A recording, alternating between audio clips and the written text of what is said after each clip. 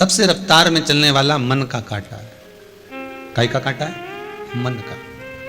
मन का कांटा इतना रफ्तार में चलता है कि बेटा यहाँ है, पहुंच तुरंत जाता है। आप जहाँ से आए होगे या आप जहाँ बैठकर आस्था चैनल पर या फेसबुक यूट्यूब पर कथा श्रवण कर रहे होगे, आपका ये मन का कांटा उस समय पर जब आप कथा सुन रहे होगे तो ये विश्वास है कि वो मन का कांटा थोड़ी देर कुबेरेश्वर धाम पहुंच गया होगा। और जो कुबेरेश्वर धाम में बैठे होंगे इनका मन का कांटा थोड़ी थोड़ी देर में घर पहुंच जाता होगा। दूध रख कर आई थी, कहीं बहू चाय बना के नहीं पी जाए, शाम को जाऊंगी तो मिलेगा कि नहीं मिलेगा पता नहीं है। ये मन का कांटा है,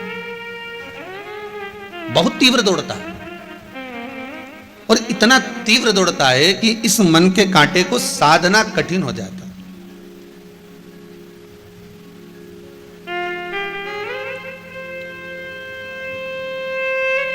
एक बार गुरु नानक देव जी ने एक बार अपनी माता जी से कहा, मां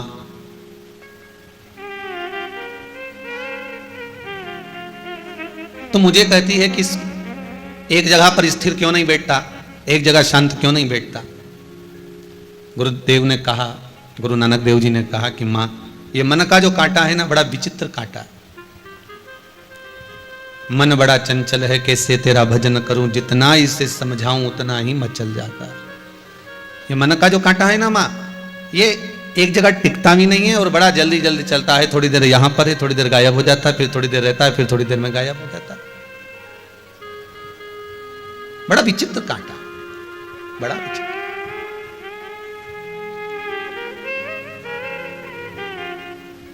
और एक दूसरे नंबर पर ही जो तन का कांटा है वो मिनट वाला, वो भी चलता है पर थोड़ा स्लो स्लो चलता है। और तीसरे नंबर पर है जो धन का कांटा, वो दिखता ही नहीं है खसकता हुआ। धन घर में कितना ही आ जाए दिखता ही नहीं है।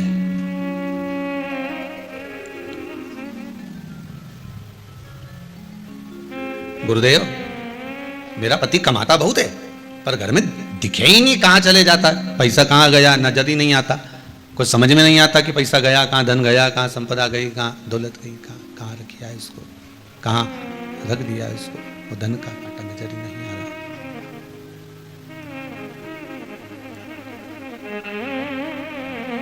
महाराज शिव महापुराण की कथा कह रही है,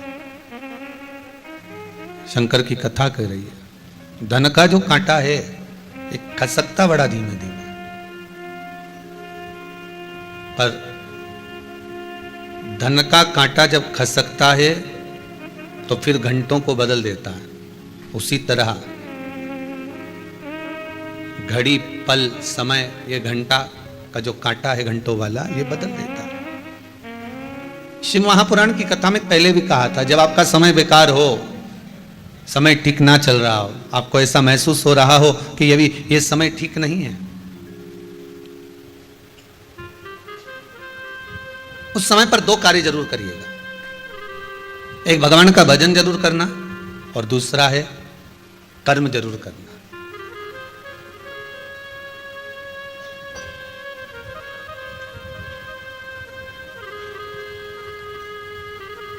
किसी व्यक्ति ने पूछा है, गुरुजी मनुष्य बेरोजगार है और कितना बेरोजगार है, इसको कैसे पता लगाया जा सकता। मनुष्य बेरोजगार है और बहुत ज्यादा बेरोजगार है, इसका पता कैसे लगाएंगे।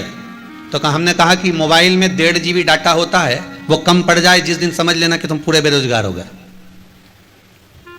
तो मोबाइल में 1.5 GB डाटा चला चला कर फेसबुक यूट्यूब इंस्टाग्राम व्हाट्सएप चला शाम होते होते 4 बजे 3 बजे ही डाटा पूरा खत्म हो जाए तो समझ लेना कि तुम पक्के, समझ गए।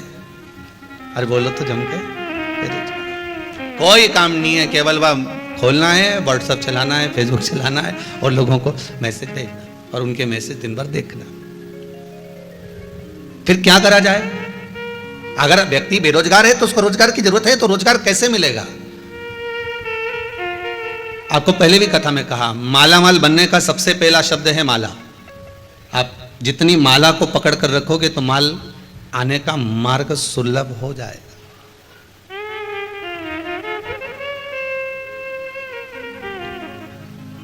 भगवान का भजन, स्मरण, राम नाम, कृष्ण नाम, शिव नाम, भक्ति, भगवान की अविरल भक्ति का गुणगान जब आप करते जाएंगे, भजन करते जाएंगे, स्मरण करते जाएंगे, शिव नाम का जाप करते जाएंगे, तो जैसे मोबाइल में डाटा खत्म हो रहा है तो आपको लोग बेरोजगार कह सकते हैं, पर राम नाम और कृष्ण नाम को जितना जपोगे, शिव नाम को जितना जपोगे, भगवान की भक्ति में जितना रमोगे, ये डाटा भले खत्म हो जाएगा आपका मोबाइल का और आपको दूसरा डलाना पड़ जाएगा, पर भगवान की भक्ति के स्मरण में जिस समय पर आप डूब गए, भगवत भजन में जिस समय डूब गए, डाटा खत्म नहीं होता, भगवान की भक्ति का डाटा बढ़ता चले जाता है और आपको सुख प्रदान करते चले जाता है। वो डाटा बढ़ रहा है अविरल भक्ति का।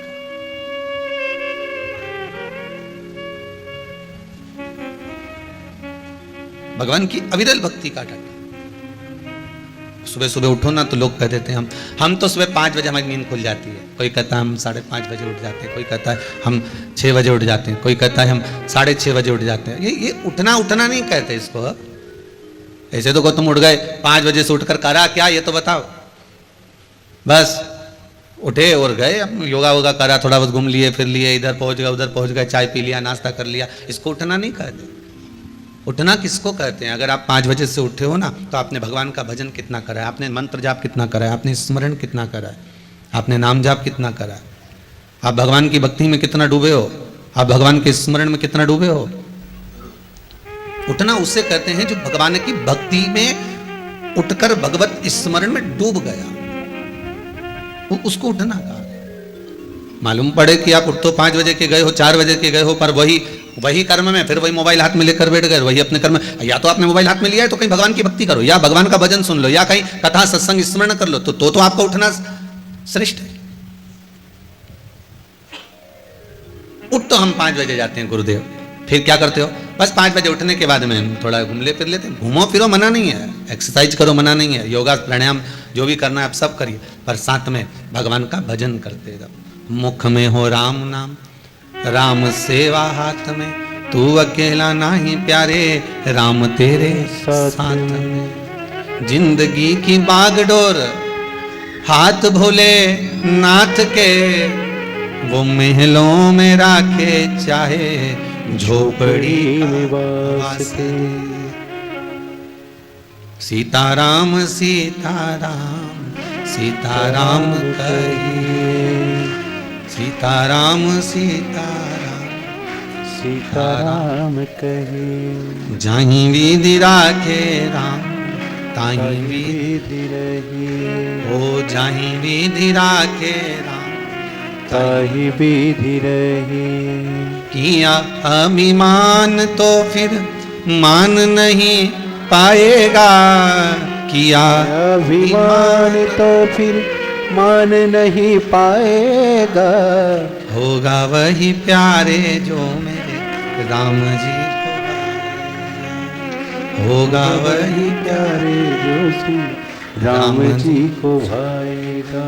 फल आशा त्याग शुभ काम करते, और जाहि विधि राखे भोले ताहि विधि रही। भगवान जिस भाव से आपको रख रहा है आप उस भाव में रहिए, भगवान जैसा खिला रहा है उस भाव से खाइए। भगवान जिस भाव में, जिस महल में, अटारी में, झोपड़ी में, जहाँ रख रहा है रहिए, पर भगवान की भक्ति में दिन रात डूबे।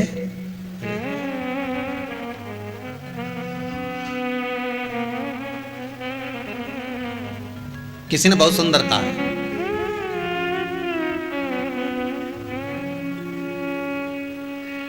सोने की माला पहनोगे तो चोर पीछे लगेगा। किसी ने कहा है सोने की माला पहनोगे तो चोर पीछे लगेगा। मत पहनो, जूता की पहन लो। की किसने कि तुम सोना की पहनो? कोई बोला कि सोना की पहनो? अरे महाराज, अगर जूते की माला पहनेंगे तो शर्म लगे नहीं लगे? तो मैं कहा ठीक है। सोना की पहनी तो चोर पीछे लग गया, लगेगा कि नहीं लगेगा? लगेगा। और जूता की पहनो तो शर्म लगे। फिर तो काम तो फूल की माला पहन ले, तो फूल की पहन के देख लो, उसमें अहंकार लगे, लगे कि नहीं लगे? किसी व्यक्ति को एक माला पहना दो, एक माला के बाद उसके दो पहना दो, दो के बाद में उसके तीसरी माला पहना दो, तीसरी के बाद में चौथा आया, उन्होंने माला पहना दी, वो ऐसा, वो तो थोड़ी देर में फट ही नहीं गया, ये तो पूरा फूल गया, अहंकार में, अभिमान में फट गया। सोने की पहनी, चोर लग गए पीछे, जूते की पहनी तो शर्म लग गई, और फूलों की पहनी तो जम के बोलो अहंकार लग गया। फिर तो कहा रुद्राक्ष की माला पहन लो, तुलसी की माला पहन, फिर उसमें चोर लगता है, इसमें मेरा भोलेनाथ पीछे लग जाता है, इसमें मेरा शंभू पीछे लग रहा है, फिर दूसरा नहीं लग रहा है, मेरा शंकर, मेरा ओघड़दानी, मेरा त्रिकालदर्शी, मेरा कैलाशी पीछे लग रहा है।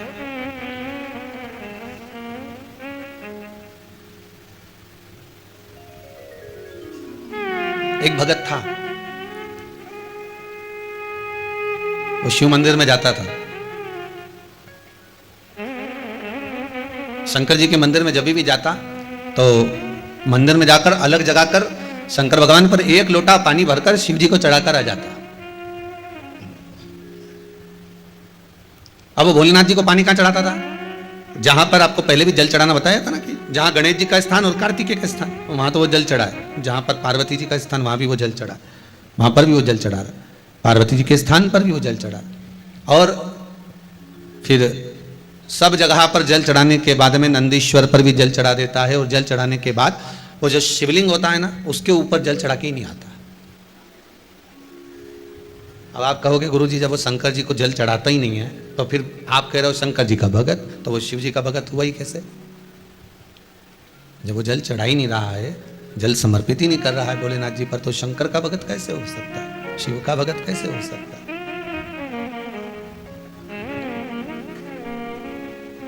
महाराज सब जगह पर जल चढ़ाता वो, और जल चढ़ाने के बाद में सब जगह जल चढ़ाकर शंकर जी पे जल नहीं चढ़ाता और वापिस आ जाता है, वापिस आ जाता है पुनः अपने घर।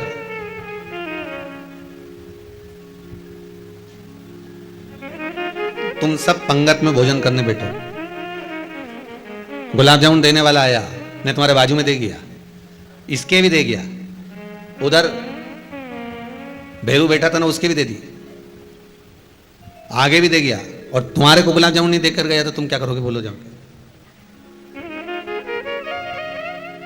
अब तुम पहले दो एक बार तो देखोगे कि इसकी पत्तल पे भी है, इसकी पत्तल पे भी, बस अपने को गुलाब जामुन नहीं दिया, या तो ये अपना दुश्मन है, या फिर ये अपने को भूल गया। फिर याद दिलाने के लिए क्या करोगे? जैसे वो एक पंडित जी भोजन करने के लिए गए एक माता जी के यहाँ पर, और माता जी पापड़ देना भूल गई, तो पापड़ देना भूल गई, तो पंडित जी से बात कर रही थी, तो पंडित जी ने बात ही बात में कह दिया, आज तो आने में बड़ी देर हो गई माता जी, आपको मालूम है? अरे हाँ महाराज, मैं तो पूछने भूल गई, तुम इतनी लेट क्यों आए? अरे अम्मा क्या बताएं, जब मैं आ रहा था रास्ते में इतना लंबा सांप आया, यहाँ से वो पापड़ रखा है ना, वहां तक का सांप आ गया बीच में। अब जो सांप बीच में आया तो मेरे को तो बड़ा डर लगे, बहुत भय लगे। फिर अम्मा जी को याद आया, महाराज पापड़ रहेगा, मैं अब भी लेके आई, और अम्मा पापड़ ले। अब यहाँ गुलाब जामुन कोई फूल भूल जाए तुम्हारी पंगत में, तो तुम क्या कर सकते हो? अरे बोलो तो सही, क्या करोगे? कुछ करोगे? बस इतना जरूर कर सकते हो कि अगली बार आएगा तो देकर जाएगा, बाट जोगे, इंतजार करोगे, प्रतीक्षा करोगे। अब तुम्हें इंतजार किसका है? पूड़ी का इतना इंतजार नहीं है, खोबरा पाक का भी नहीं है, सब्जी का भी नहीं है, पर वो जो नहीं है ना पत्तल में, उस गुलाब जामुन का इंतजार है कि ये गुलाब जामुन आए और मैं इसको खाऊं। और मालूम पड़े फिर वो आया, फिर चला गया, फिर दे गए तुम गुलाब जामुन।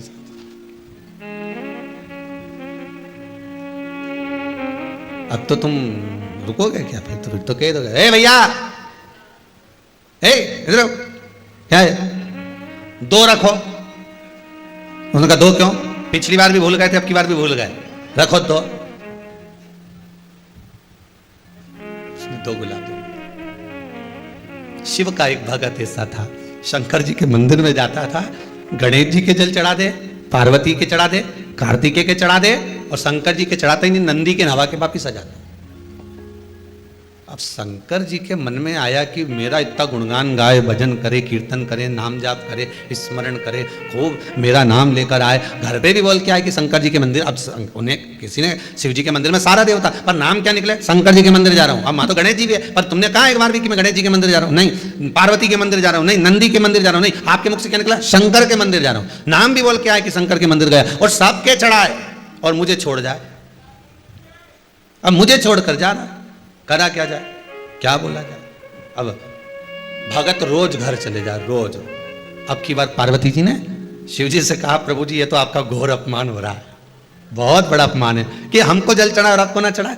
शंकर जी समझ गए कि ये तो अपमान वाली बात है कि मेरे को जल नहीं चढ़ रहा और सबको चढ़ा रहा है। तो पार्वती जी ने कहा, जरूर तुमने इसकी कोई मनोकामना पूरी नहीं करी होगी, इसलिए वो रह गया होगा, इसलिए आपसे थोड़ा चिढ़ गया, इसलिए जल नहीं चढ़ा रहा। शंकर भगवान ने नंदी को बुलाया, नंदी को बुलाकर कहा, बता इसकी समस्या क्या है, इसकी परेशानी क्या है, इसको कष्ट क्या है, बोल जल्दी से। नंदी ने कहा, महाराज जी कोई कष्ट नहीं है, कोई कष्ट नहीं।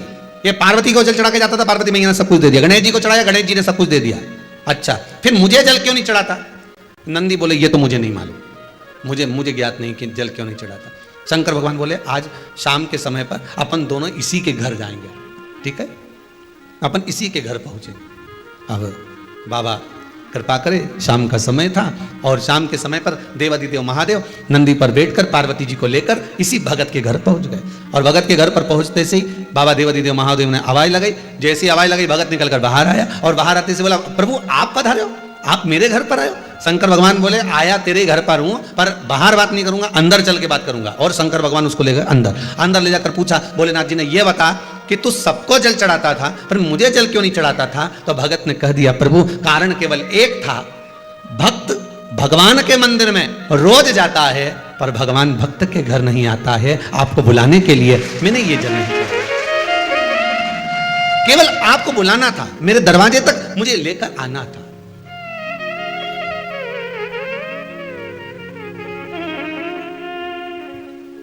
मेरे द्वार पर आप आए, कितना सुंदर बात है, जरा ध्यान दीजिएगा। अगर आप थोड़ा सा पूजन में चावल भूल गए तो आपके मन में आ जाता है कि मैंने चावल नहीं चढ़ाया। बोला आता है कि नहीं आता? शास्त्र कहता है, अग्नि पुराण में स्पष्ट किया गया, कितना भी पूजन का सामान बाजार से ले आओ और कितनी भी अच्छी पूजन की थाली जमा लो, अच्छे से अच्छा विद्वान भी पूजन की संपूर्ण सामग्री पूजन की थाली में रख ले, विद्वान से विद्वान ब्राह्मण जन हो, चाहे पूजन करने वाला एक साधारण सा मानव क्यों ना हो, वो पूजन की थाली में संपूर्ण सामग्री जमा ले, तो भी पूजन की सामग्री में पूजन करते समय कुछ ना कुछ रह ही जाता है, रह ही जाता है। अच्छे से अच्छा विद्वान भी पूजन की सामग्री में थोड़ा ना थोड़ा रह गया। अब मन में भ्रम उत्पन्न हो गया कि ये पूजन की सामग्री में क्यों रह गया, मेरे को ये चाहिए था, ये तो रह गया, मैंने तो ये चढ़ाने के लाना था, मैं तो ये भूल गई। उसका कारण क्या है? हमें लगता है कि त्रुटि हो गई, हमें लगता है कि गलती हो गई, पर शंकर भगवान से कोई पूछे, शिव के भगत से कोई पूछे कि पूजन की थाली में पहले के समय में लोग पूजन करने जाते थे तो क्या पूजन की सामग्री में साहित्य कम रह जाता था? हाँ, उसका कारण क्या था? भगवान कहते हैं कारण केवल एक है, मैं खुद पूजन की थाली में, भगवान विष्णु ने संकल्प लिया था कि 108 कमल के पुष्प भगवान शंकर को समर्पित करूंगा। पहले कथा में वर्णन किया, 108 कमल के पुष्प भगवान को दूंगा। जब आखिरी दिन महीने का पूर्ण होने जा रहा था, श्रावण के महीने का, भगवान ने एक पुष्प को निकाल लिया, उसमें पूजन की थाली में एक फूल कम कर दिया। अब आपको लगे, परिवार को लगे, कुटुंब को लगे, किसी को लगे, पूजा की थाली में पुष्प, पूजन की थाली में सामग्री अगर कम रह गई है तो आप ये विचार ना करें कि मुझसे गलती हो गई, मुझसे त्रुटि हो गई, भगवान रुष्ट हो जाएंगे। भगवान अपने भक्त से कभी रुष्ट नहीं होता साहब। ये दुनिया के लोग कहते हैं कि अगर पूजन नहीं करेंगे, हमने ये ऐसा नहीं करेंगे तो रुष्ट हो। नहीं नहीं नहीं, भगवान रुष्ट नहीं होता, भगवान कभी रुष्ट नहीं होता अपने भक्त से। पूजा की थाली में सामग्री नहीं है, उसका कारण क्या है? भगवान शंकर की कथा कहती है, जिस दिन पूजन करने बैठे जान कर कोई सामग्री मत छोड़कर जाना, नहीं तो तुम लोग हंसी खेल में कि चलो ये मत ले जाओ, नहीं, आप पूरी सामग्री जमा, और कोई सामग्री आप भूल गए हो तो समझ लेना कि भगवान आपके दरवाजे पर आने के लिए बेकरार हैं, भगवान आपके दरवाजे पर आना चाहते हैं। अगर कोई सामग्री छूट गई है, कोई सामग्री रह गई है, जान कर हमको नहीं, जैसे श्रीफल नरियल जो हम भगवान के मंदिर में तोड़ते हैं, फोड़ते हैं, माता जी के सामने हमने नरियल फोड़ा, नरियल अच्छा निकल गया, भगवान ने स्वीकार करा ना करा। अगर नरियल अच्छा निकल गया तो आपने थोड़ी सी चिटक निकाल कर भगवान को चढ़ाई, बाकी का सब घर ले जाके चक्कू से निकाल निकाल के सब खा गए। और मान लो वही नरियल जो आपने भगवान को चढ़ाया, फोड़ा और वह अंदर से खराब निकल गया, तो भगवान ने स्वीकार करा कि नहीं करा? शिव महापुराण की कथा कहती है जो नरियल अंदर से बेकार निकल गया वो भगवान ने पूर्ण स्वीकार कर लिया, क्योंकि भगवान को मालूम है कि ये सड़ा हुआ नरियल तो चक्कू से निकाल के नहीं खाएगी, जब परिक्रमा लगाएगी तो मंदिर के पीछे पटक जाएगी। भगवान को मालूम है इस चीज का, भगवान को इस चीज का ध्यान है कि ये मंदिर के पीछे पटकेगी। अब भगवान यही कह रहे हैं। अब हमको लगा कि भगवान जो सड़ा नरियल है वो स्वीकार कर लिया, तो क्या आप मंदिर जाते समय दुकान पे से सड़ा नरियल लेके जाओगे क्या? अरे बोलो तो, आप तो अच्छा बजा कर, पानी देख कर, खूब बजा बुजू के देख कर लेकर जाओ कि नरियल अच्छा होना चाहिए। आगे भगवान उसको कैसे स्वीकार कर रहा है, भगवान कैसे उसको प्राप्त कर रहा है, ये उसके ऊपर। आप तो श्रेष्ठ लेकर जाइए, आप तो पूरी पूजा की थाली को लगाकर, पूरी पूजा की थाली को जमा कर, पूजन का साहित्य रखकर, पूजन की सामग्री को संपूर्ण जमा कर लेकर आप जाइए। कोई सामग्री रह जाए तो आप मन में उसके लिए खेद उत्पन्न ना करें, आप तो ये सोचें कि भगवान उसको स्वीकार कर रहा है और भगवान का मन है आज मेरे घर आने का, आज भगवान चाहता है कि मैं अपने तेरे घर पर चलूं।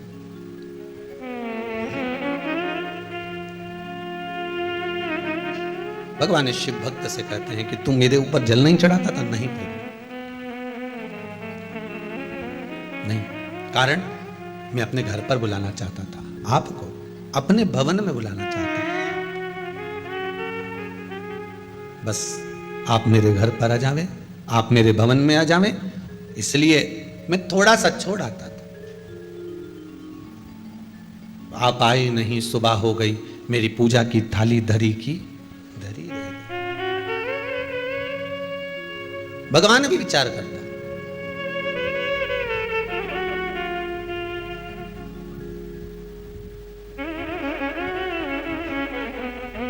गंदे कपड़े पहनकर आप में से कितने लोग हैं जो किसी के यहां शादी में जाते होंगे? फटे कपड़े, गंदे कपड़े पहनकर आप बाजार नहीं जाते? गंदे कपड़े पहनकर आप शादी विवाह में नहीं जाते? गंदे कपड़े पहनकर आप मंदिर देवालय नहीं जाते? तो शिव महापुराण की कथा यही तो कहती है कि हृदय को गंदा रखकर हम उस परमात्मा के द्वार पर कैसे जाएंगे। अब इस मन को धोने का कोई साबुन, इस मन को साफ करने का कोई सर्फ, कोई साबुन अगर है तो ये भगवान की कथा है। इस कथा से ये तन, ये शरीर कभी साफ नहीं हुआ। कथा से जब भी कुछ साफ हुआ तो केवल मन साफ, केवल मन के सिवा कुछ नहीं।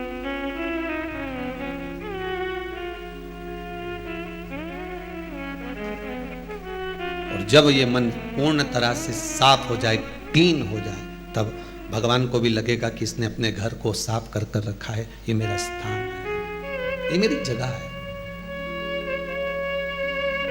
ये मन, ये चित्त, ये बुद्धि, ये मेरा स्थान है। भगवान का सबसे श्रेष्ठ कर कोई स्थान तो ये मन, ये चित्त, ये बुद्धि, ये विवेक, ये हमारे दृष्टि, ये हमारे भाव, ये भगवान का सर्वाधिक सुंदर स्थान, सर्वाधिक सुंदर। शिव महापुराण की कथा कहती है, महाराज पूर्णिमा का जो चंद्र है वो विशाल काय है, और उस चंद्र की पूर्णता में हमारी अभिलाषाएं भी पूर्ण हो। आप आस्था चैनल के माध्यम से जितने लोग कथा सुन रहे हैं, फेसबुक यूट्यूब पर जितने कथा सुन रहे हैं, और कुबेरेश्वर धाम में जितने कथा सुन रहे हैं, आप में से कितने लोग हैं जो पूर्णिमा का व्रत करते हैं? जो माताएं करती हो जरा हाथ उठाइए।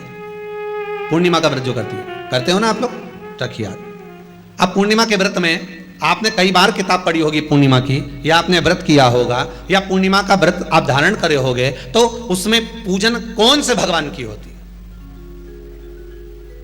पूर्णिमा के व्रत में किस भगवान की पूजन होती है? तो कहा पूर्णिमा के व्रत में केले के खंभ लगाकर पूर्णिमा का जो उद्यापन होता है, पूर्णिमा की जो पूजन होती है, उस पूजन में शंकर और पार्वती की पूजन की जाती है, शिव और नारायण की पूजन करी जाती है, शंकर और पार्वती का स्मरण किया जाता है। किसकी पूजन होती है? शिव पार्वती।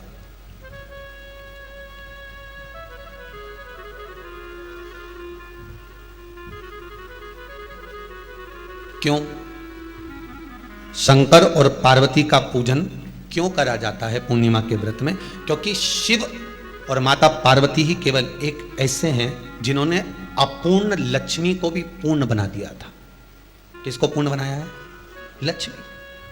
शरद पूर्णिमा के दिन अगर आप शंकर भगवान को एक लोटा पानी अगर शिव को समर्पित कर रहे हो, श्वेत पुष्प को रखकर शंकर जी के ऊपर सफेद फूल को चढ़ाकर अगर एक लोटा जल भी, एक पात्र जल भी शंकर को समर्पित कर रहे हो, तो ये लक्ष्मी के लिए ही तो कर रहे हो।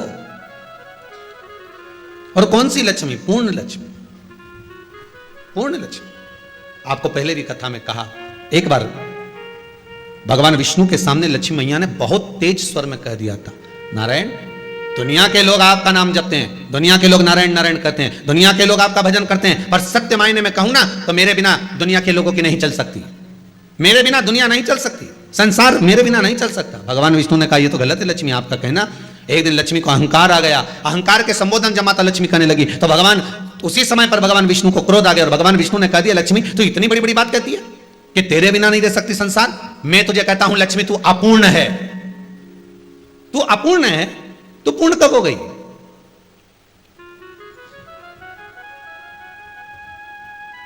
तेरी पूर्णता कहां हो गई? लक्ष्मी की आंख से आंसू बहने लगे। आज आपने मुझे अपूर्ण कहा है, आपको मालूम है आप मुझे अपूर्ण कर रहे हो? आपको यह ज्ञात हो रहा है आप मुझे अपूर्ण कर रहे हो? भगवान कहते हैं हाँ लक्ष्मी मैंने तुझे अपूर्ण कहा है। अपूर्णता का मतलब आप जानते हो ना? भगवान कहते हैं लक्ष्मी मैं सब जानता हूं। लक्ष्मी रोती हुई माता सरस्वती के पास पहुंच गई। सरस्वती ने पूछा क्या बात है लक्ष्मी, क्यों रो रही हो? लक्ष्मी जी ने कहा क्या बताऊं सखी, मेरे पति ने आज मुझे अपूर्ण कर दिया है। तो क्यों रो रही है तू? अपूर्ण अगर कह दिया, पति ने ही तो कहा है ना, तो क्यों रोना? चल मेरे साथ में। और सरस्वती मैया माता लक्ष्मी को लेकर सीधे पहुंच गई माता पार्वती के यहां। माता पार्वती के यहां जब पहुंची है, माता पार्वती जी ने लक्ष्मी जी को देखा और सरस्वती को देखा तो पूछा कि बात क्या है, क्या हो गया ऐसा, क्या हुआ, क्या है ऐसा जो तुम दोनों आज मेरे पास में आई हो? क्या हुआ? पार्वती जी कुछ बोलती, शिव जी का ध्यान माता सरस्वती की ओर और लक्ष्मी की ओर गया और भगवान शंकर जान गए कि आज भगवान नारायण ने लक्ष्मी जी को अपूर्ण कहा है। अब देखें माता पार्वती क्या कर सकती है, इसको पूर्ण बनाने के लिए करेगी क्या? क्या हुआ? माता सरस्वती जी बोली लक्ष्मी को अपूर्ण कर दिया। अपूर्ण कर दिया? हाँ, तो क्या सोचना उसके लिए, इसको मैं अभी पूर्ण बना देती हूं। माता जगतजननी पार्वती ने गोदी में विराजमान गणेश जी को उठाया और उठाकर लक्ष्मी जी की गोद में दे दिया। ले लक्ष्मी, आज से तू पूर्ण हो गई। लक्ष्मी आज से तू पूर्ण है। गोदी में जब तक संतान नहीं है तो नारी को लोग अपूर्ण समझते हैं, पर माता पार्वती जी ने संपूर्ण ब्रह्मांड में एक सिद्धता प्रदान कर दी कि अपने गोदी के लाल को, अपने गोदी के पुत्र को माता ने लक्ष्मी की गोद में देकर लक्ष्मी को पूर्ण बना दिया। वो दिन कौन सा था? यही शरद पूर्णिमा का दिन था। कौन सा दिन? आवाज पकड़ लो। यही शरद पूर्णिमा का दिन था। शरद पूर्णिमा का दिन लक्ष्मी को पूर्ण करने का दिन, पूर्ण करने का। केवल अमृत ही नहीं बरसता, शरद पूर्णिमा के दिन लक्ष्मी भी बरसती है। लक्ष्मी पूर्णिमा के कितने व्रत होते हैं? बोलते जाओ, जरा जल्दी जल्दी बोलो। पूर्णिमा के नारियों को, स्त्रियों को अखंड सौभाग्य के लिए, जो नारी वैधव्य नहीं होना चाहती है उस नारी को पूर्णिमा के कितने व्रत करना चाहिए? जिस नारी के यहाँ संतान नहीं हो औलाद नहीं हो, उसको पूर्णिमा के कितने व्रत करना चाहिए? जिस नारी का पुत्र पति बहुत बीमारी से ग्रसित हो, लग रहा हो कि ये मेरा बेटा बहुत बड़ी बीमारी में घिरा हुआ है, तो नारी को कितने व्रत करना चाहिए? स्वयं भगवान कृष्ण ने माता यशोदा को द्वापर में भी बताया है कि पूर्णिमा के 32 व्रत होते हैं। कितने व्रत होते हैं? 32।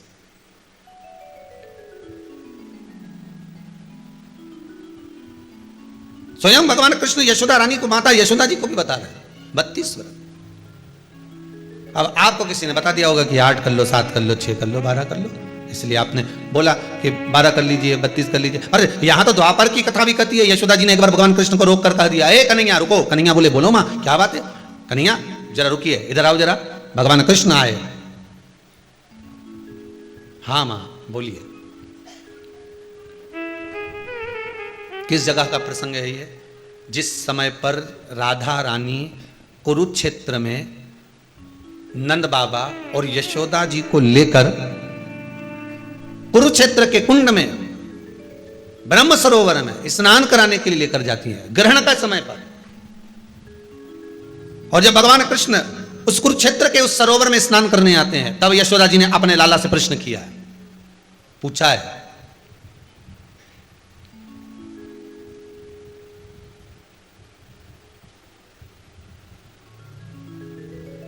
कि नारी वेधव्य होकर ना मरे,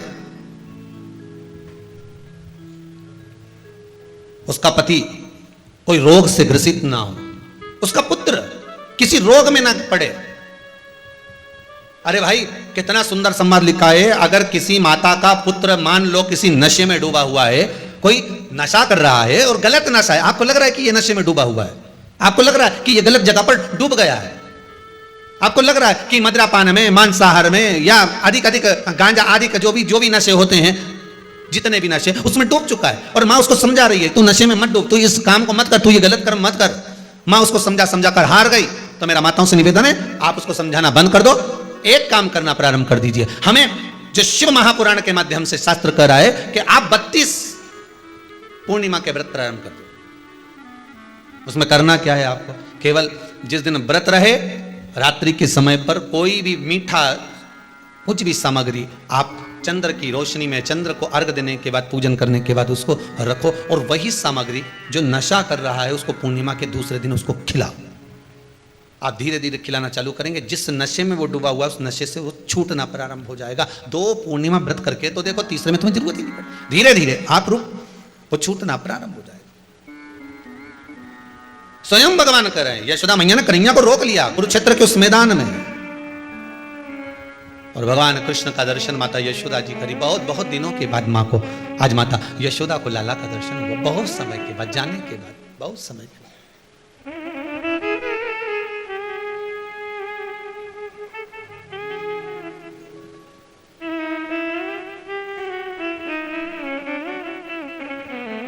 आज नयन में यशोदा जी के बड़ा भाव था। बचपन कन्हैया का ध्यान में आ रहा था, बचपन।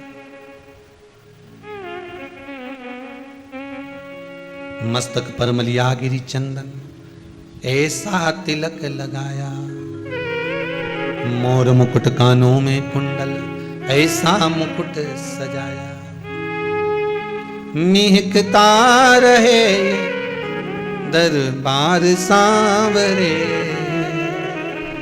आज यशोदा जी को लाला का वो बचपन याद आ रहा है, कुरुक्षेत्र की भूमि पर। तेरा किसने किया श्रृंगार सांवरे, तेरा किसने किया श्रृंगार सांवरे, तेरा किसने किया श्रृंगार सांवरे, तेरा किसने किया श्रृंगार सांवरे। लगे दुल्हा सा दिलदार सांवरे, लगे दुल्हा सा दिलदार सांवरे, तेरा किसने किया श्रृंगार सांवरे, तेरा किसने किया श्रृंगार सांवरे। दोनों हाथों से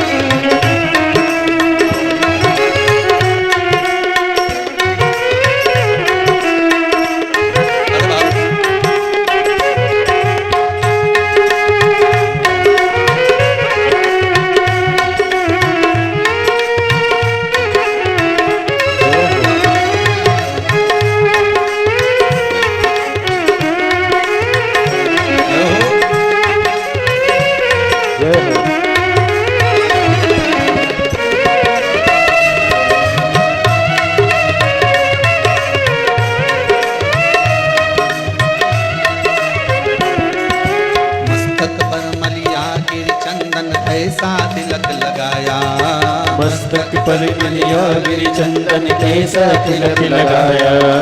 मोर मुकुट कानों में कुंडल ऐसा मुकुट सजाया। मोर मुकुट कानों में कुंडल ऐसा मुकुट सजाया। महकता रहे ये दरबार सांवरे, महकता रहे दरबार सांवरे। तेरा किसने किया श्रृंगार सांवरे, तेरा किसने किया श्रृंगार सांवरे। तेरा किसने किया श्रृंगार सांवरे, तेरा किसने किया श्रृंगार सांवरे।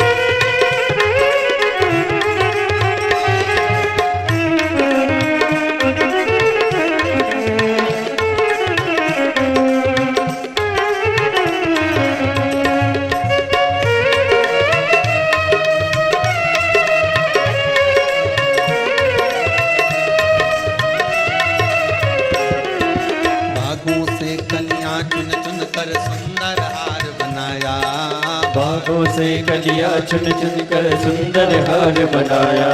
और लहे सलामत हाथ सदा वो जिसने तुम्हें सजाया। रहे सलामत हाथ सदा वो जिसने तुम्हें सजाया। सजाता रहे वो हर बार सांवरे, सजाता रहे वो हर बार सांवरे। सजाता रहे वो हर बार सांवरे, सजाता रहे वो हर बार सांवरे। तेरा किसने किया जय हो श्रृंगार सांवरे, तेरा किसने किया श्रृंगार सांवरे। तेरा किसने किया श्रृंगार सांवरे, तेरा किसने किया श्रृंगार सांवरे।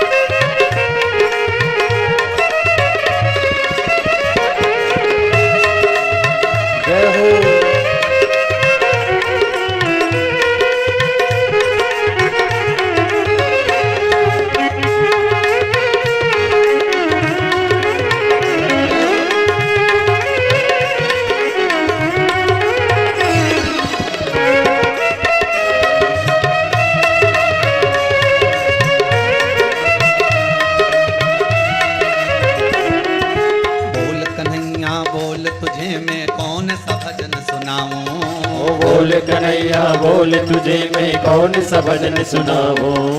ऐसी कोई राग बता दे तू नाचे में गाऊं। ऐसी कोई राग बता दे तू नाचे में गाऊं। नचाता रहूं मैं हर बार सांवरे, नचाता रहूं मैं हर बार सांवरे। तेरा किसने किया श्रृंगार सांवरे, तेरा किसने किया श्रृंगार सांवरे। तेरा किसने किया श्रृंगार सांवरे, तेरा किसने किया श्रृंगार सांवरे। लगे दुल्हा सा दिलदार सा लगे दुल्हा सा दिलदार सावरे। तेरा किसने किया कहो श्रृंगार सांवरे, तेरा किसने किया श्रृंगार सावरे। तेरा किसने किया श्रृंगार सांवरे, तेरा किसने किया श्रृंगार सावरे। तेरा किसने किया श्रृंगार सांवरे। तेरा किसने किया श्रृंगार सावरे। हर हर महादेव आवाज नहीं आई, जरा दोनों हाथ उठाकर जोरदार बोलो हर हर महादेव। भगवान कृष्ण से माता यशोदा जी ने पूछा, कन्हैया मान लो किसी नारी का पुत्र या पति रोग से ग्रसित हो, उसके पति की या पुत्र की आयु थोड़ी सी हो, तो हे कृष्ण उस नारी को कौन सा व्रत धारण करना चाहिए या किसकी पूजन करना चाहिए? ये कुरुक्षेत्र की भूमि का संवाद है।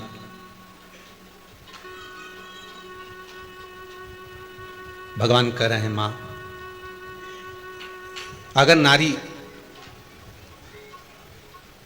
अपने पुत्र और अपने पति के लिए, उसकी उम्र की वृद्धि के लिए, रोग मुक्ति के लिए विश्व के ताप को कम करने वाले चंद्रदेव की आराधना, पूर्णिमा के व्रत को धारण करती है, तो नारी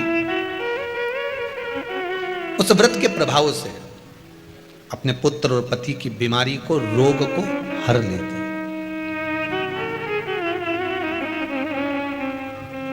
रोग का हरण कर लेती।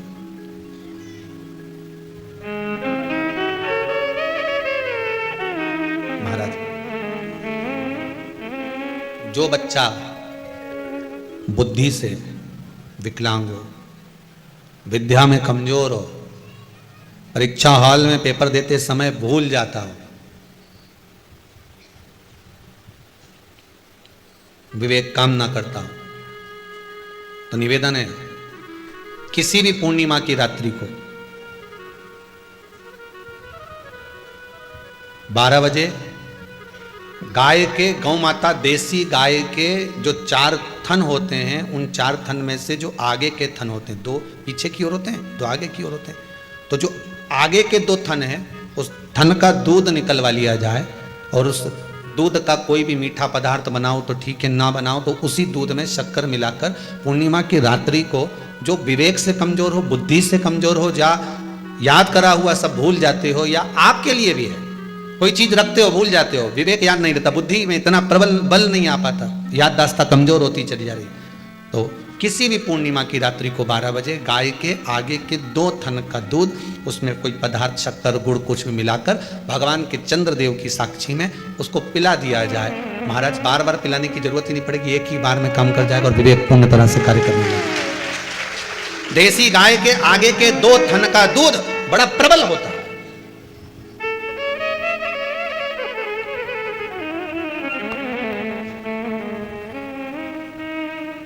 पूर्णिमा की रात्रि को 12 बजे उसका प्रयोग किया जाए। आप उस दूध को निकाल लो, शाम के समय, रात्रि के समय ग्वाले से कहकर जिसके यहां पर देसी गाय हो वहां निकलवा कर उसको रखा जाए, उसका पान करा जाए। महाराज रोग बीमारी में प्रबलता है, तो मां यशोदा जी जग कल्याण के लिए पूछ रही है, संपूर्ण विश्व के कल्याण के लिए।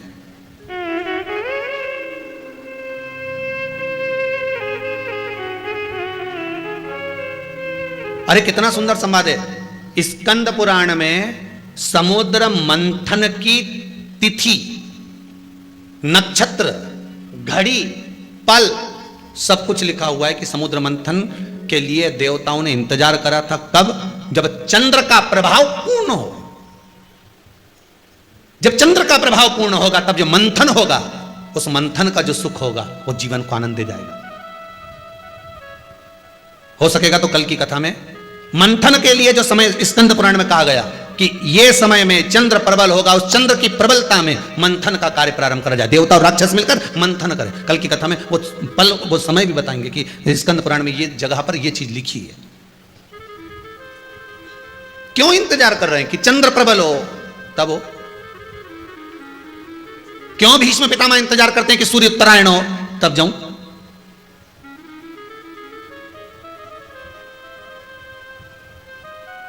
जब देवता 33 कोटि देवता उस चंद्र के इंतजार में रहते हैं कि ये चंद्र प्रबल होगा, तब जाकर ये चंद्र यहां पहुंचेगा, तब जाकर हम मंथन करेंगे, तब जाकर वो अमृत मिलेगा, और उस अमृत को देवता धारण करेंगे तो वो आनंद पा जाएंगे।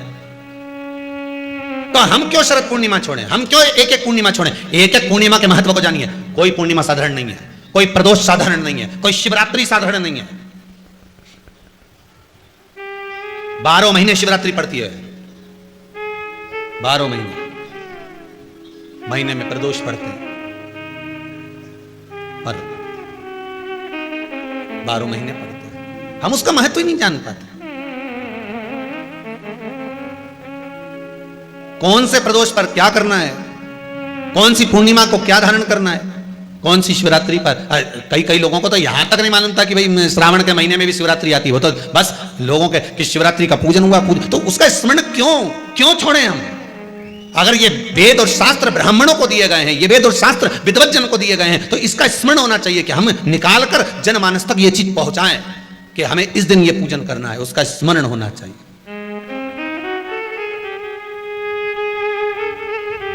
और वो सुख देने वाला। भगवान कृष्ण से यशोदा जी ने पूछा तो भगवान कृष्ण ने कहा, मां, पूर्णिमा का व्रत अगर नारी 32 पूर्णिमा धारण कर लेती है तो वो नारी बेधव्य होकर नहीं जाती। पर आप लोग व्रत जो करते हो ना, जो भी व्रत आप लोग उठाते हो, सोमवार का व्रत जैसे किसी माता जी ने उठा लिया और वो उठाने के बाद, हम तो शादी नहीं हुई थी ना जब भी सोमवार व्रत करते थे, अब शादी हो गई अभी भी हम सोमवार का व्रत कर रहे हैं, करे जा रहे हैं, पर उसका कोई उद्यापन नहीं करा, कोई संकल्प नहीं लिया गया कि मैं 5 करूंगी कि 16 करूंगी कि 25 करूंगी कि 31 करूंगी कि 21 करूंगी। इसलिए पूर्णिमा व्रत का विधान में कहा गया कि 32 पूर्णिमा का पहला संकल्प होना चाहिए। उसके बाद आपकी 32 पूरी हो जाए, फिर आप दूसरे और व्रत कर लो, फिर 32 कर लो, फिर 32 कर लो, पर उसमें पूर्णता का भाव। अभी तक किसी के सोमवार और गुरुवार और शुक्रवार के व्रत ही पूर्ण नहीं हुआ, अभी तक चल रहा है, अभी तक चल रहे हैं। हम तो सोमवार का व्रत करते हैं, हम तो शनिवार करते हैं, और शनिवार करते करते 4 साल हो गए, 6 साल हो गए, 5 साल हो गए। भगवान को तो थोड़ा बहुत कुछ खिला पिला के उनको एक बार तो विश्राम दे। गाड़ी भी चले नहीं तो इंदौर से चली तो बीच में कहीं तो रोकोगा। अरे बोलो तो सही, इंदौर से चली 200 किलोमीटर दूर कि चलने, मैं सीहोर जा रही हूँ, कुबेरेश्वर धाम जा रही हूँ, तो 150 किलोमीटर दूर मेरे को इंदौर से जाना है, तो बीच में एक आध जगह तो चाय माय पियोगे, गाड़ी के भी ठंडा करोगे। 600 किलोमीटर जाना है तो एक जगह तो गाड़ी रोकोगे कि मेरे को गाड़ी रोकना है, थोड़ी देर गाड़ी ठंडी हो जाएगी, गाड़ी में थोड़ा सा आराम लग जाएगा, अपने के भी आराम लग जाएगा, तो भगवान के भी तो थोड़ा बहुत आराम। तो तुम तो लगे सर सोमवार, मंगलवार, शनिवार करते करते बचपन में भी करा, करते करते शादी भी हो गई, बच्चे भी हो गए, अभी तक करे जा रही। एक बार तो थोड़ी गाड़ी को रोक।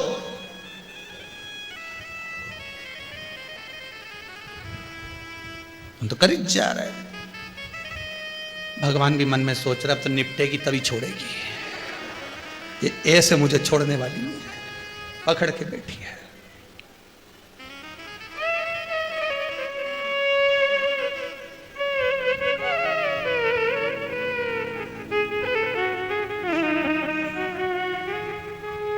महाराज, कोई भी व्रत आप करो, उस व्रत का एक संकल्प, एक नियम कि मैं इतने व्रत करूंगी, ये मेरा नियम। जैसे नवरात्रि के 9 दिन मैंने करे, व्रत धारण करे, 10वें दिन उसको छोड़ दिया। अब तुम तो सोच कर बैठी कि ये मैं 9 दिन धारण कर लूंगी, ने एक दिन बाद एकादशी पड़ रही है तो 10वें के दिन कौन छोड़े, दशहरे का भी व्रत ये भी कर लूं, 11 भी पूरी कर लूं, उसके बाद प्रदोष भी कर लूं, और प्रदोष के बाद में मैं फिर जो द्वादशी पड़ी, 12 पड़ी वो कर कुरा के इसके बाद ही छोड़ूंगी मैं तो व्रत। तो भगवान भी मन में सोच लिया एक को तो निपटा ले पहले, जो मामा जी आया है इनके अच्छे से खिला पिला ले। नवरात्रि में देवी जी आई हैं, पहले इनके 9 व्रत पूरे कर पहले इनको विदा कर ले, उसके बाद अगला व्रत कर लेना 11 का, एकादशी का। पर कई चतुर, कई विद्वान बस चालू हुए तो फिर सीधे पूर्णिमा तक ही रोकूंगी, अब तो करे जाऊंगी। थोड़ा सा जिस व्रत को उठाया गया, जिस व्रत का नियम लिया गया है, उस व्रत का प्रदान कर कर फिर उसको थोड़ा सा भाग प्रदान कर कर हमने ये व्रत पूर्ण कर लिए। भगवान हमारा ये व्रत आपकी कृपा से, हे विश्वनाथ, हे शंभु, हे त्रिकालदर्शी, हे कैलाशी, मेरी 26 एकादशी आज पूर्ण आपकी कृपा से हुई है, इसलिए मैं उद्यापन कर रही हूं, आपकी कृपा से कर रही हूं। उसके बाद फिर उठाऊंगी, फिर कर लूंगी, पर आज मैंने पूर्णता का भाव लिया।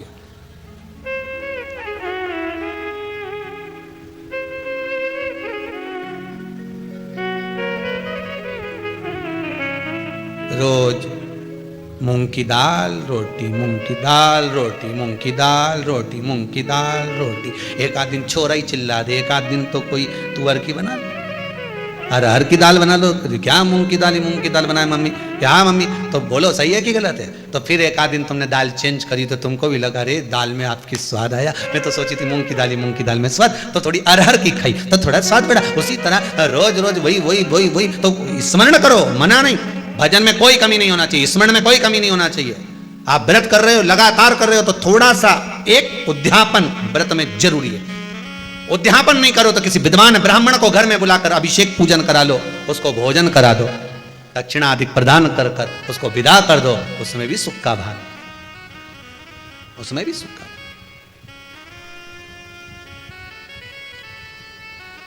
अब कितनी पूर्णिमा? जम के बोल दो, 32 पूर्णिमा। कौन कर रहे हैं? भगवान कृष्ण। किसको कर रहे हैं? माता यशोदा को। यशोदा मैया को कृष्ण ने जो कहा उस पर संशय खड़ा हो गया। जब संशय खड़ा होता है तो व्यक्ति पूछता है, तुम वहां गए थे, तुम्हें कोई फायदा हुआ? संशय जब खड़ा होता पूछा जाए, किसने ये व्रत धारण किया? तुम्हें कुछ मालूम है? किसका होता है ये व्रत? भगवान कृष्ण ने कहा ये शंकर और पार्वती का व्रत है। किसका व्रत है? शिव और पार्वती का। पूर्णिमा का व्रत शंकर और पार्वती का व्रत है। तो कोई कहे कि ये तो भगवान कृष्ण का व्रत है, तो ये तो कृष्ण भगवान तो द्वापर में आए हैं, पर पूर्णिमा का व्रत तो स्वयं माता पार्वती जी ने भी धारण करा है।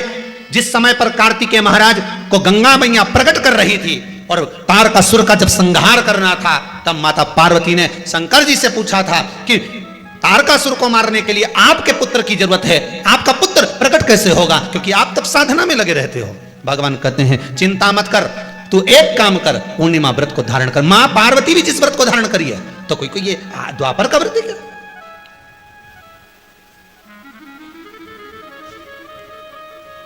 सतयुग का व्रत है क्या? यहां तो नियम निकलते गए, त्रेता का नहीं, सतयुग है। और सतयुग के ना जाने कितने निकल गए, ना जाने कितने द्वापर, ना जाने कितने कलयुग, ना जाने कितने त्रेता युग निकल गए। पुराने चले आ रहे, पुराने। Old is gold. कितना ही नया नया फैशन लियाओ, पर पुराना पुराना ही होता है। कितना ही लियाओ नया नया, कितना ही लेता है,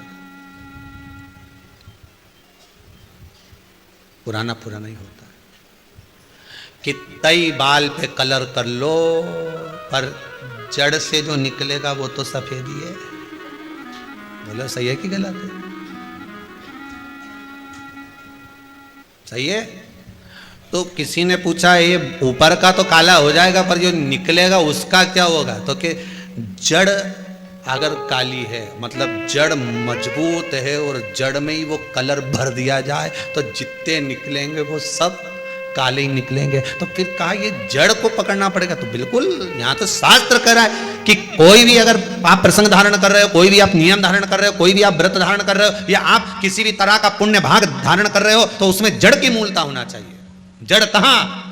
केवल पूर्णिमा का व्रत कोई केवल द्वापर का नहीं है, केवल त्रेता का नहीं, ये तो सतयुग के भी आगे का निकलता है। ना जाने कितने सतयुग, कितने त्रेता, कितने द्वापर हुए, तब से चला आ रहा। कितने महाराज धारण किया। कोई संवाद हो ऐसा? यशोदा मैया कर रही भगवान कृष्ण से, कोई संवाद ऐसा हो, कोई संवाद।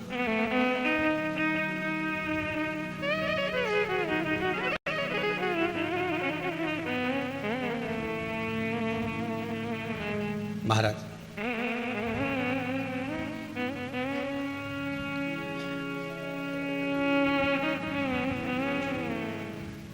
जिनके नयनों में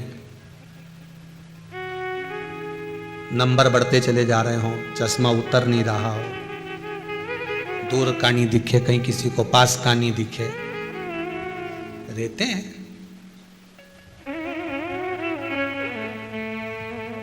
उसके लिए भी है शरद पूर्णिमा के दिन तुलसी की जो डंडी होती है, तुलसी जैसे बेलपत्र की जो ये डंडी है, ऐसे ही तुलसी का जो पत्ता होता है, उस पत्ते की जो डंडी होती है, उस डंडी को चंद्रमा को देखा जाता है। उस डंडी की जो कोर होती है, उस कोर को दृष्टि से मिलाया जाता है। शरद पूर्णिमा की रात्रि ठीक 12 बजे आप चंद्रमा की, जैसे चंद्रमा का भाग, उस चंद्रमा के भाग को आप उस डंडी के भाग से निहारने का प्रयास करें। महाराज घर में आई है, घी का दिया लगाई है, उस घी के दीप को लगाने के बाद पूर्णिमा के दिन उस पर एक प्लेट थोड़ी तिरछी कर रख दो, जिससे उसकी कालोच, काई की, उस दीप की, घी के दीप की कालोच उस प्लेट पर आ जाए। थोड़ी सी कालोच ले लीजिए, 5-10 मिनट में आ जाएगी। उसको गाय के घी में मिलाकर आंखों में सुरमा लगाकर रात्रि को सो जाइए। 3 दिन बाद आप महसूस करेंगे कि नेत्र की ज्योति बढ़ना प्रारंभ हो रही है। नेत्र की, अब इस प्रयोग को करने में कोई धन लगा तुम्हारा? अरे बोलो तो सही, कोई दौलत लगी तुम्हारी, कोई संपदा, या फिर तुमने सुअर वाला महाराज के लाके खूब बटोर के दे दिया, कुछ लगा? नहीं। तुम करोगे, लाभ तुम्हें मिलेगा। ये वो टच पावर नहीं है जैसे पूजन में चलता है ना, कि पूजन में पति पूजन कर रहा है और पत्नी उसको टच करके बैठी हो, है मिल जाएगा। तो हम तो कई बार कथा में कहते हैं कि पति समोसा खा रहा है, तू बढ़िया सिर पे पल्लू लेके टच करके बैठी रहे, मिल जाएगा। नहीं, वो बफेट में खाना खाए रिसेप्शन में, काय को बेचारा जो जजमान है, बेचारा जो तुम्हारा बीआईजी है, उसका काय को नुकसान करो। एक प्लेट उठा, क्योंकि आज के जमाने में प्लेट ही महंगी है, 500 की एक चढ़ती होगी, कितने की चढ़ती होगी, जो केटरिंग में देते हैं ना 500-300 की एक, अब 300 का नुकसान, तो प्लेट एक उठा और पति जी में तू सिर पे पल्लू लेके टच करके रहे। ने वो गुलाब जामुन खाए न स्वाद तुझे आए, वो इमरती खाए न मुंडा में जाए, न जलेबी खाए तो सीधे, न वो गोलगप्पा वो खाए न तुम्हारे मुंह में जाए, तो ऐसा होए? अरे बोलो तो सही। दवाई मरने के बाद खिलाई जाती है कि जीते जी खिलाई जाती है? हैं? जीते जी। और कोई कहे कि अब मर गया रे, अब इसको जरा डिस्पेरिन की गोली खिला दे, इसका सिर दुख रहा होगा, इसका पेट दुख रहा होगा, इसको जरा कोई पुदीना की गोली खिला दे, दे जरा दे इसको खिला। दवाई जीते जी खिलाएं कि मरने के बाद खिलाएं? अरे बोलो तो जम के जीते जी। अब मरने के बाद दवाई काम करेगी क्या? प्राण छूटने के बाद दवाई काम करेगी क्या? बोलते जाओ जरा दमदारी से। जितने आस्था पर कथा सुन रहे हो, फेसबुक पर सुन रहे हो, दवाई जीते जी काम करती है, मरने के बाद दवाई काम नहीं करती। उसी तरह राम नाम, कृष्ण नाम, शिव नाम जीते जी भजन करोगे तो काम करेगा अंतिम बिंदु तक। मरने के बाद सोच रहे हैं मर गया, उसकी स्मृति में मैं सारे ब्राह्मणों का भोजन कराऊंगी। ऊपर जो गया वो सोच रहा है जिंदा था तो कभी गुलाब जामुन नहीं खिलाए, अकेली जाके चाउमीन खाया ही, मुझे नहीं खिलाया। जब कोई मर जाता है ना, उसकी खारी समेटने जाते हैं ना, वो तीसरे दिन शमशान में उसकी पसंद का सारा सामान ले जाते हैं। समोसा उसकी दुकान का लाना दादाजी की अच्छा लगता था, समोसा उसकी दुकान का, पोया उसकी दुकान का लाना। इमरती रख ली, हाँ दादाजी के हलवा अच्छा लगता था, रवा का बहु से के बना, रवे का हलवा बनाया। चलते चलते याद आ गई दादाजी तो धुनकते भी थे, और धुनकने का भी ले गए।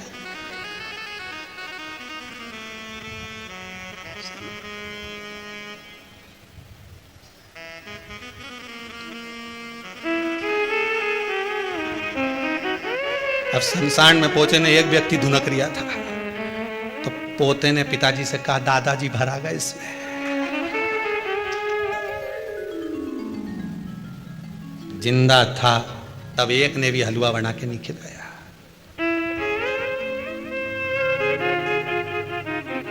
पूछा क्यों? तुमने इसको हलवा नहीं खिलाया?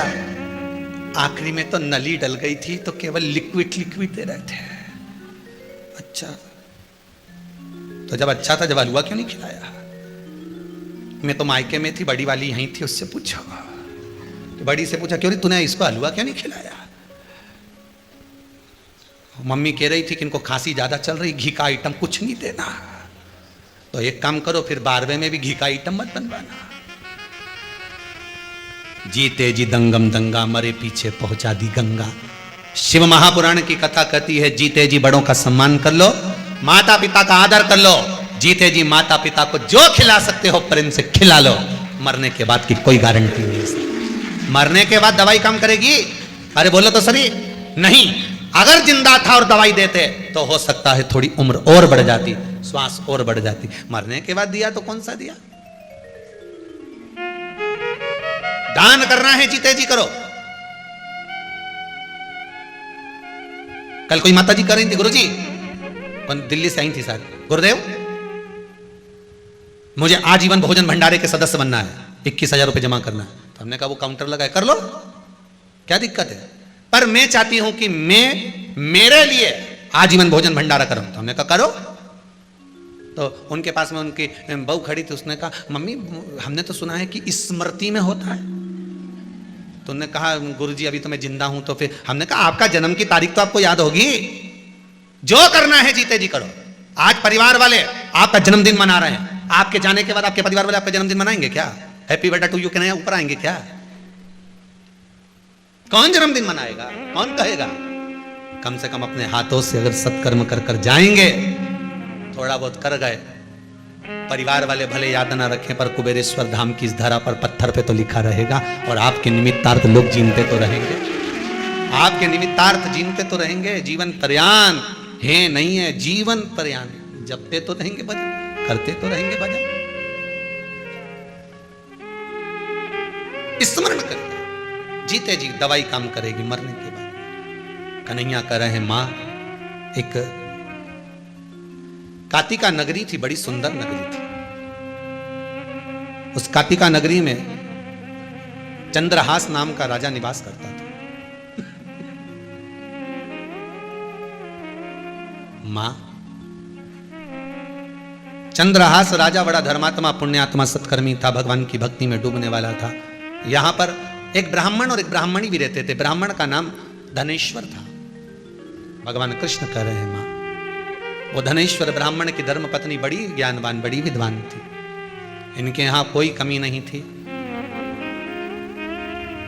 कोई कमी नहीं। बहुत ध्यान दीजिएगा महाराज, जितनी भी पुराण उठाकर देखोगे, जितने भी शास्त्र उठाकर देखोगे, हर कथा में जब कथा शुरू होती है तो उसमें लिखा आता है एक गरीब ब्राह्मण था। बोलो सही है कि गलत है? पर पूर्णिमा की कथा उठाकर देखोगे तो उसमें लिखा है धनेश्वर नाम का ब्राह्मण बड़ा धनपति था।